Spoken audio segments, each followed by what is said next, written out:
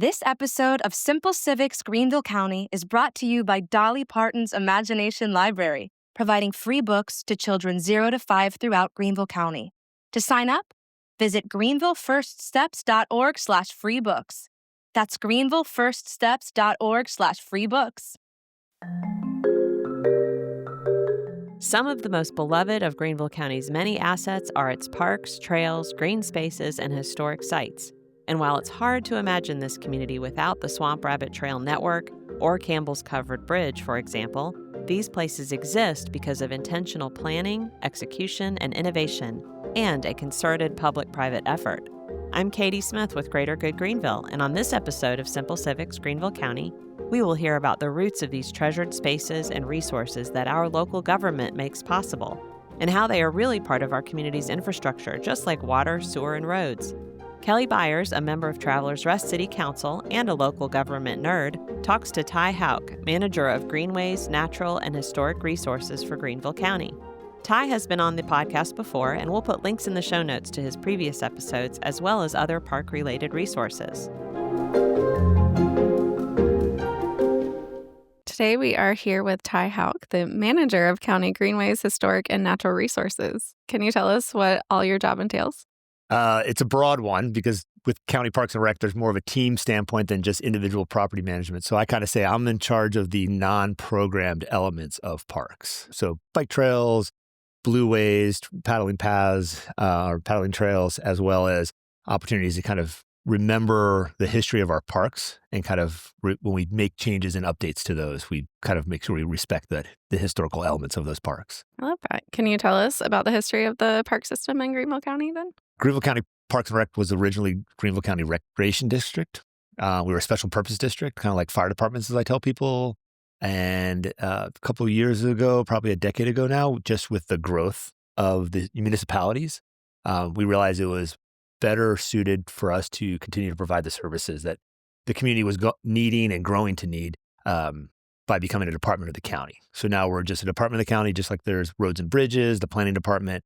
We're a department now under Greenville County. And while we have assets throughout the county, and some of them are actually in the city's jurisdictions, the different cities, we primarily focus on providing open space, parks and recreation opportunities in the unincorporated areas of the county. And then more specifically, we're kind of taking a focus on making sure those regional scale parks, like destination parks or parks that have major tournament facilities, large acres, 40 acres plus, and we're trying to kind of focus on making those parks be the best they can be. Great. Well, I live within a stone's throw of several Greenville County parks, and I'm so grateful for those resources and take advantage of them frequently. So thank you for what you're doing. So Ty, you're known as the Swamp Rabbit Trail guy, and you have been instrumental in bringing the trail to Greenville County, and there is a whole podcast episode about that. Can you elaborate on other aspects of your job, other resources and parks, and how those develop over time? Right. So one of the projects we're wrapping up by the end of this year, 2025, is the restoration of Slater Hall Community Center. It was one of those properties that it was built in 1937. It was the icon of the community. It was where everything happened in the Slater community area.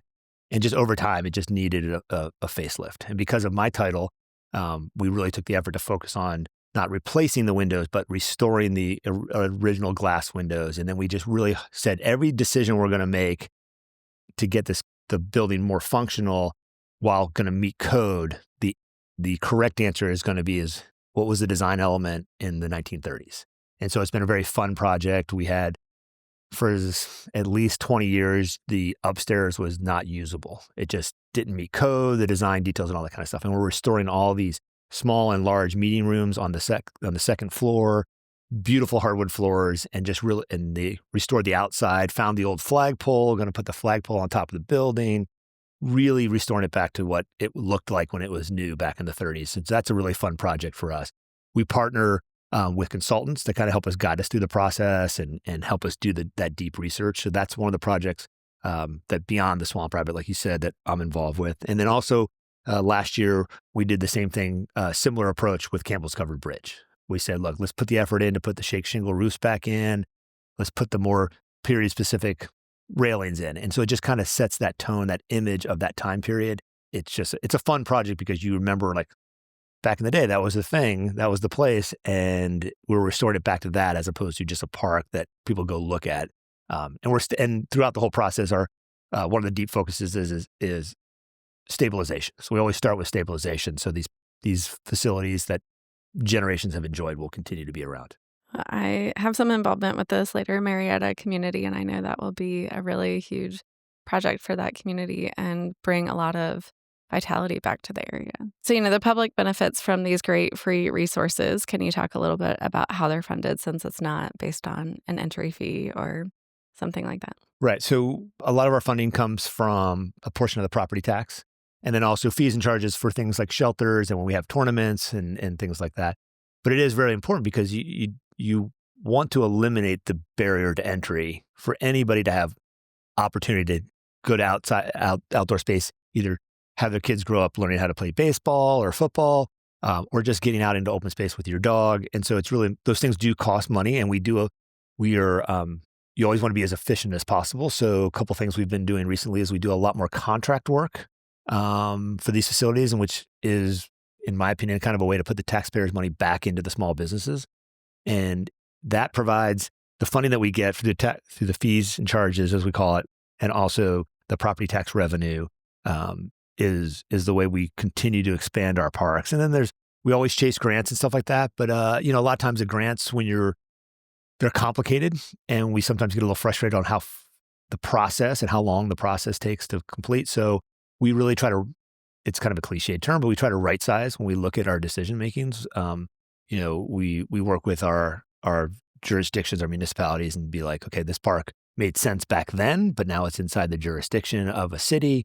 Let's have that conversation, because obviously from a population density kind of thing, you're going to tend to have more density around the cities. So these small walkable parks are more city oriented. We kind of say, let's do our large regional parks.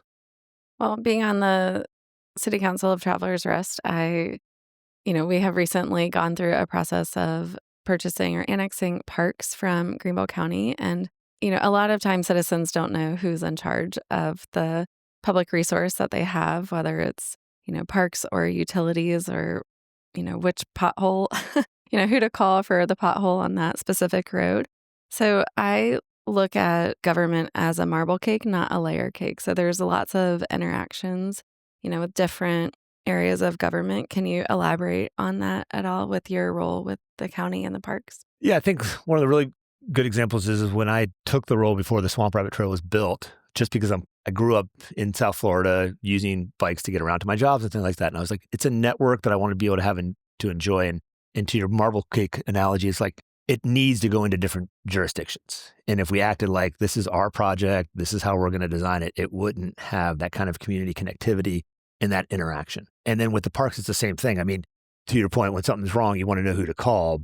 But because the municipalities work so well together with the county, if someone makes the wrong phone call, it's like, oh, here's somebody else's number. Let's make it happen. And I think that surprises a lot of people when they move into Greenville County. They're like, there's a lot of cross-jurisdictional of just, hey, we're all trying to make the same thing happen for people.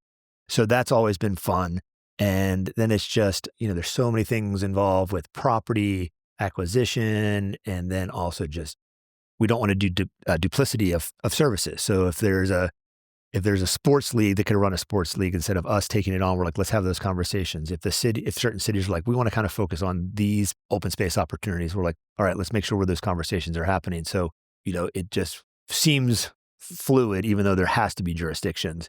It just seems like one big group working together. So, which I think is the best for the citizens. It's easy to engage.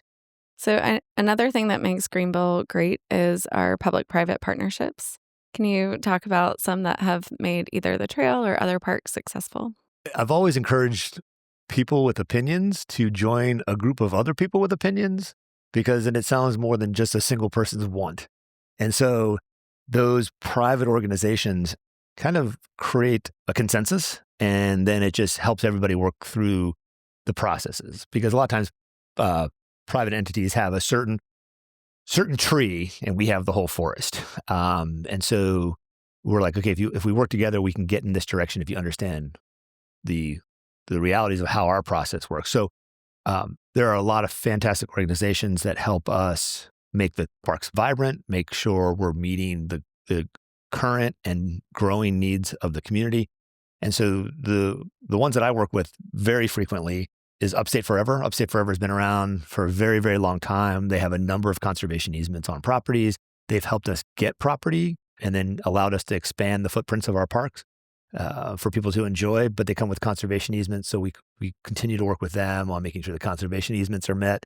And then other more specific organizations like Bike Walk Greenville, obviously people want to be able to get to a park. They don't want to always have to get into a car. So Bike Walk Greenville's focused on safe biking and walking for everyone. And so those opportunities come up. Sometimes they're definitely outside the realm of what our parks are, but we work with them and say, what do you have working on with regards to kids getting safely to school? Do we have a park somewhere that makes sense to kind of incorporate in your longer outside the box of parks thing?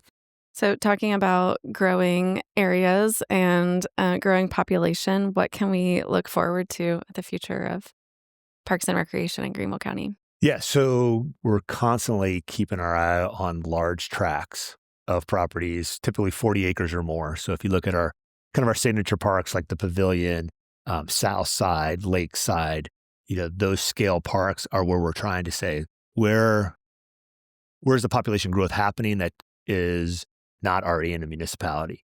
So obviously Southern Greenville County, a lot of development going on there. And so that's a growth area for us for sure. We've been around and we have enough partners that developers are like, hey, there's a subdivision coming in, but the developer doesn't actually want 40 acres of it. Do you want to talk about it? And they come to us. So it's always fantastic when we do that. The Five Forks area is obviously a very densely growing area. So we have Oakland Plantation, which we recently purchased, and it's over 40 acres. And we're in the master planning process of that. So people will see that develop into a site that community can now use and not have to go farther away than they had to before to just enjoy open space for just public pleasure. So I know the trail is often considered what led to a lot of growth in certain areas, that the trail access can revitalize areas like Travelers Rest. So it sounds like you're both a trailblazer and following where the population goes. Is that right? Yeah. When development happens, especially commercial development or large neighborhood development, there's opportunities for spaces. So as many people already know, like the Swamp Rabbit Trail, the idea was easy to launch because we had control of a rail corridor that went from Travelers Rest to downtown Greenville. And so it was easy to put something on the ground right away. I wouldn't have left my job with the State Park Service if I didn't think it was going to be successful. But people were like, we don't think this is going to work. It's not going to be that big of a deal. And that 9 miles in 2009 has now grown to 32 miles of a network, including a section in Lawrence County. And it is, people who know me hear me say it all the time, it's a transportation corridor. It is a way to connect to places. And so when towns grow, we're always like, okay, how do we get in there? Furman did it. Travelers Rest obviously is a great example, but they're like, we'd rather have people coming into our properties and enjoying our facilities and our resources via bike and walking than, having to put a bunch of parking in. You still have to have that good mix. It sounds like Fountain Inn, for a while, we really partnered with them really well, but their growth has allowed them to kind of start to take the lead on the trail development things. And it's just really fun when it's a very easy conversation or someone knocks on your door like, hey, we're doing this development. We want to be part of the network. It was intentional. We've got the green line, the blue line, the gold line, and the orange line, kind of reflecting the kind of the metro system concepts that communities use elsewhere in the world. And then the idea is like, let's just connect everywhere. Don't worry if you're not right next to TR. If you got something going on in Malden, let's start building that piece. So we'll eventually work to connect. It's just a great asset for Greenville County. So as it relates to your role, what are you excited about for the future of Greenville County? We got the RAISE grant. We're still working through, is a transportation funding grant. We're still working through just the paperwork process, which is typical. So the RAISE grant is a federal grant that funds transportation infrastructure. And obviously the trail itself is a component. And I think when you have communities that are growing like this, you want to have plenty of options on the table to give people choices. Each administration has a different acronym for it, but it's a transportation infrastructure funding mechanism. past projects in South Carolina have been like deepening the Charleston Harbor.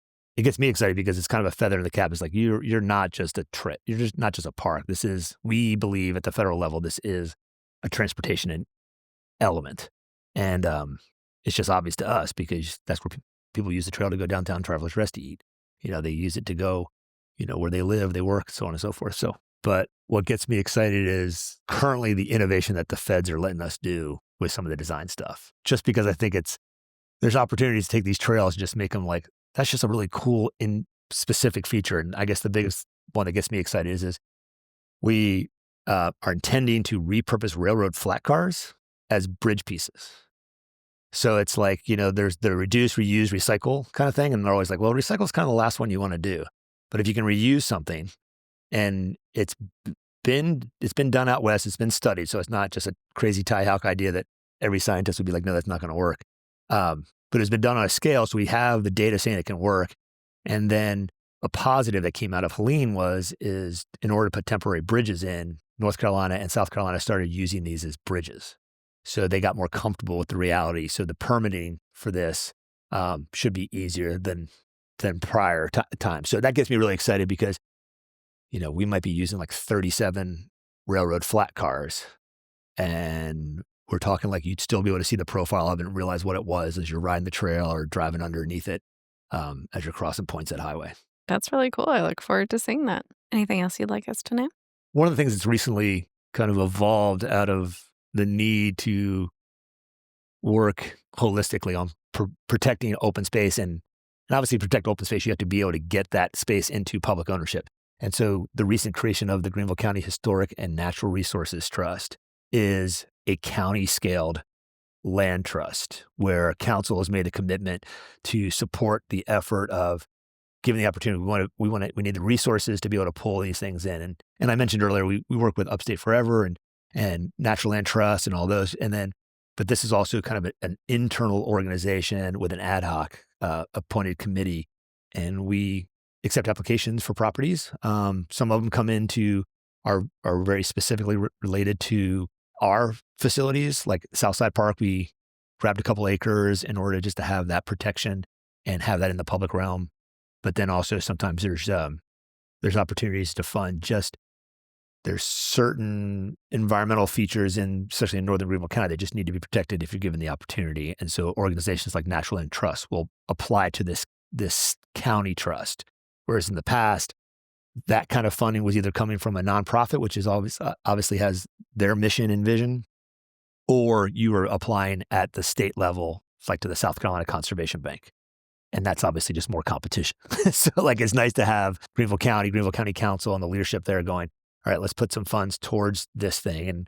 And we're excited to see the support. And we obviously are excited to see the growth of those opportunities to continue to keep these open spaces for Greenville County. I mean, you hear a lot of people moving to Greenville County because of the weather or something else going on in another part of the country that are like, we just want to move away. And while those of us that have been here more than 12 minutes are worried like, oh, we're losing all our open space and there's all this stuff going on. But when people come from other parts of the country, like you do have a lot of open space access through all the different partnerships. And that's also including obviously going up into the national forest protections and stuff like that we have. So having the land trust, having the other organizations working so hard with us to provide opportunities for active recreation like ball fields and then just corridors and protecting spaces is really exciting for me. That's great. I'm sure people will be glad to hear that there's a concentrated focus on keeping, natural space. And as we balance growth, it all provides for a great community experience. Thanks so much for joining us today, Ty. It's always really enjoyable. Thank you guys for what you do and hope people will enjoy it. Hi, Simple Civics Greenville County listeners, Nathaniel here. If you've made it this far, then we think you'll really love our newsletter. Sign up for bonus content, updates, and more right in your inbox.